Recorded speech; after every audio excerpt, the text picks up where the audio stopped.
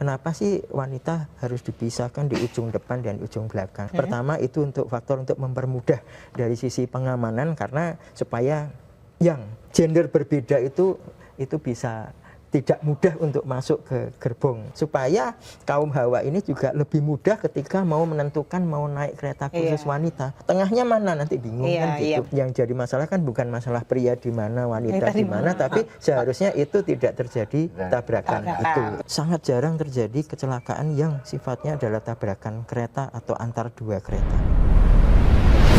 Iya, saya melihat semuanya nggak ada ngaruhnya ya. Nggak ngefek sama sekali gitu, mau ditaruh di depan mau di belakang. Yang jelas itu persoalannya bagaimana kalau penumpang maunya publik itu ya saya membeli murah, ya kan, kemudian aman nyaman, sampai di tempat on time. Itu kan yang dari gitu. Kalau udah telat sedikit kan teriak-teriak namanya. Oh, yang ini ngeluh kan sebagai anak kereta kita sebagai angker ya.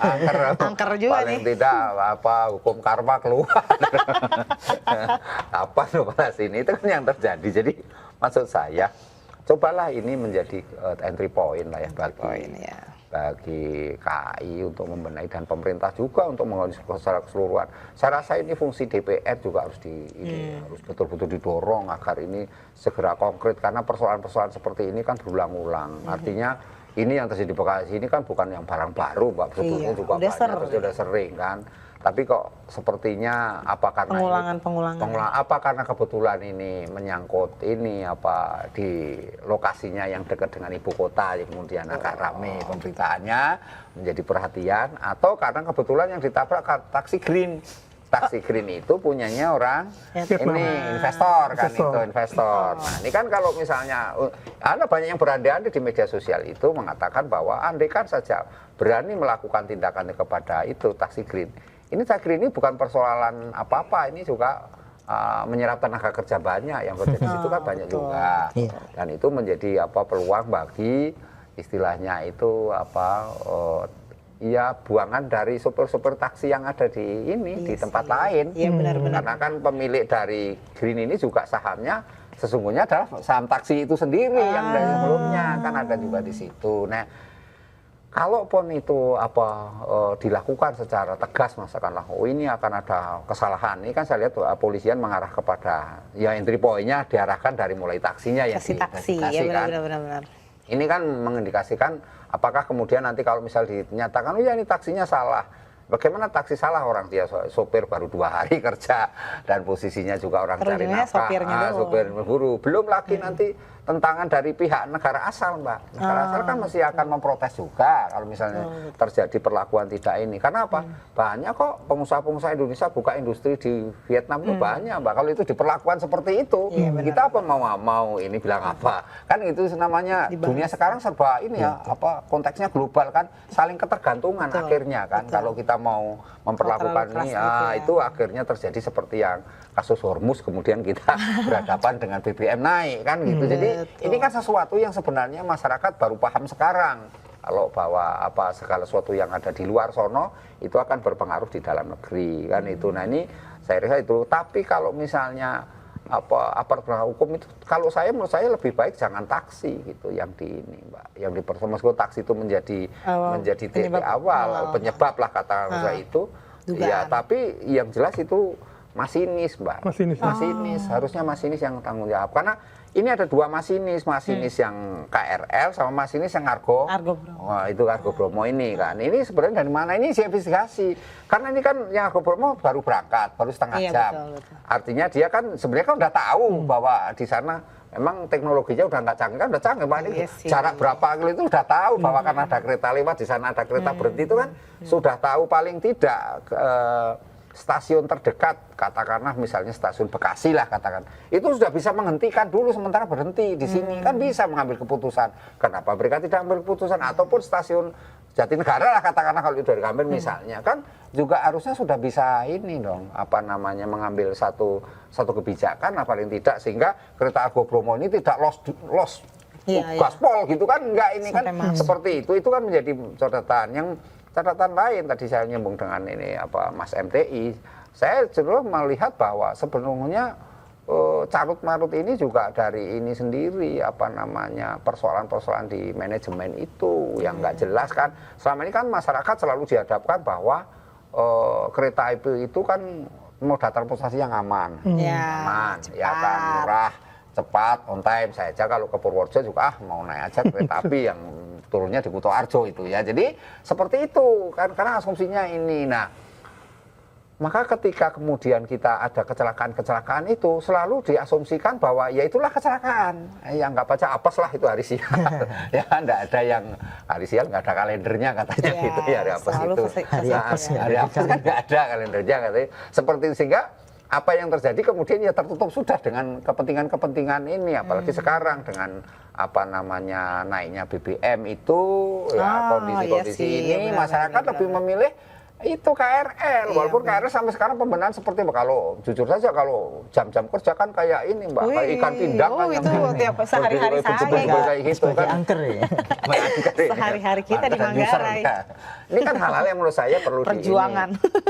Perlu dibenahi gitu loh Mbak dalam hal ini. Jadi siapa yang perlu membenahi ya tentu pemerintah, karena pemerintah yang punya wewenang. Tentu DPR dengan pemerintah pusat itu melakukan apa namanya pembenahan menyeluruh dari sisi regulasi, dari sisi infrastruktur, dari sisi SDM-nya juga, apakah rekrutmennya benar. Ini kan yang muncul di publik, yang di berita-berita itu yang dipersoalkan sopir taksinya, karena itu rekrutmennya benar nggak gitu kan, sampai mengikuti netizen. Akhirnya maaf aja sampai diserbu sosmednya. Ya, dari desain perhubungan itu sampai surveinya ke ini, ke polnya taksi. Bayangkan sampai ke sana. Loh ini apa nggak semacam mengalihkan ini kan, pengalian satu mekanisme prosedur itu sendiri, di mana publik melihat bahwa kan gini Mas.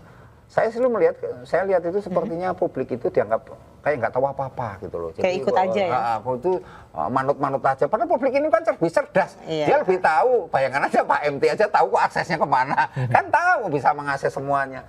Tapi para pengambil kebijakan, decision maker itu baik di pusat maupun di parlemen sendiri, sepertinya memandang bahwa itu semuanya bisa diatur, bisa dikendalikan sekaligus bisa dibuat itu redam dengan sendirinya ya kan, melalui berbagai ya instrumen-instrumen kebijakan yang dibuat oleh pemerintah itu sendiri. Misalnya ini kepada keluarga yang katakanlah meninggal ya, jadi korban kan dikasih asuransi lah, kasih apalah, kasih apa kan. Soalnya kan itu sudah cukup, padahal harusnya ada pertanggungjawaban pidananya. Betul. Itu jelas ada pidananya. Bagaimana membuat matinya orang biar namanya lalai nggak terulang lagi. Iya, nama lalai kan sesuatu pidana kan, jelas itu. Betul. Apalagi itu jumlahnya hanya satu. Ya kan banyak orang, kan berkorban begitu banyak. Nah, ini kan harusnya tanggung jawab pidananya kan harus jelas kepada siapa. Ya karena kereta api itu adalah berupa korporasi, ya korporasi itulah yang bertanggung jawab. Undang-Undang 40 tentang perseroan terbatas berarti kan di situ namanya perusahaan itu kan terdiri dari dewan komisaris dan dewan direksi.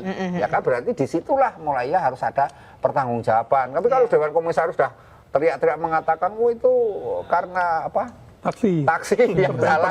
Lah kan repot juga kan jadinya. Ujung nyimpulinnya taksi ya. Iya, jadi yang lainnya nggak terevaluasi. Saya khawatir ini semuanya mengalihkan ini semua sesungguhnya sesungguhnya kereta ini yang menjadi sumber persoalan. Karena apa kan mana mungkin dalam ada kereta di depannya kok langsung di sini ada yang nabrak dalam posisi ini yang bahasanya itu nubruk tapi nggak mau ngaku nubruk. Ini kan sesuatu yang lebih transparan ya. Iya, ini menurut saya ini pembukaan transparan lagi. Penyelidikannya ya.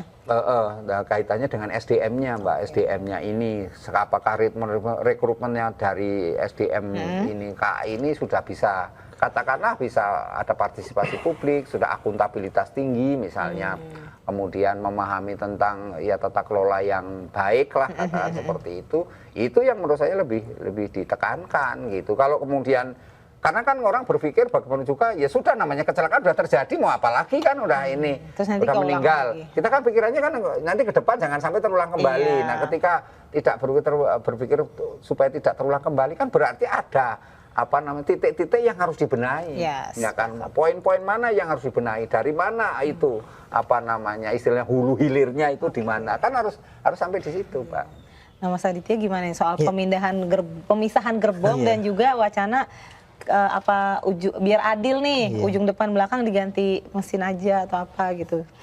Jadi Apakah sebetulnya- itu solusinya gitu? Iya, sebetulnya kan kenapa ada respon itu karena kan kemarin yang terjadi korbannya adalah semuanya wanita dan Perempuan. memang tumburan di kereta khusus wanita kan gitu. Ya, betul. Tapi kalau kita data menunjukkan ya Mbak Fitri bahwa sebetulnya sangat jarang terjadi kecelakaan yang sifatnya adalah tabrakan kereta atau antar dua kereta. Jadi kalau kita melihat tabrakan antar kereta terakhir itu kemarin awal tahun 2024 itu di Cicalengka, KA HRD Bandung Raya dengan KA Turangga. Itu karena malfungsi persinyalan. Tapi sebelumnya pun sudah sekitar 10 tahun sudah tidak pernah terjadi tumburan. Kecelakaan kereta kebanyakan adalah satu berupa anjlok atau tergulingnya kereta. Rata-rata. Kemudian kecelakaan di perlintasan sebidang. Ya. Yang ini masih selalu debatable. Kecelakaan lalu lintas apa kecelakaan berkereta apian? Karena terjadi sekali lagi tadi ketidakjelasan wewenang. Nah, kembali lagi bahwa sehingga menurut saya yang harus dibenahi adalah sistem manajemen keselamatannya. Karena seperti saya sampaikan tadi, kenapa terjadi tumburan itu yang harus diinvestigasi karena seharusnya tidak terjadi.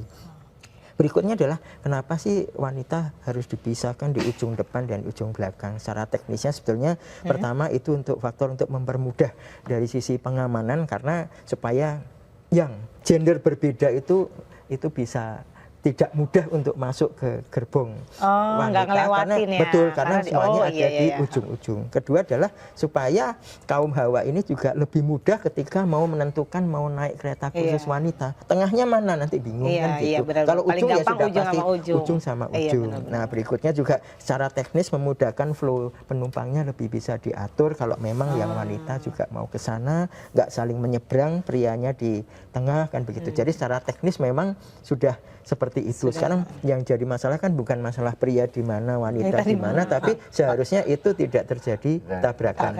Itu sih sebetulnya Mbak. Gak sempet baca? Dengerin aja, klik icon text to speech di okezone.com.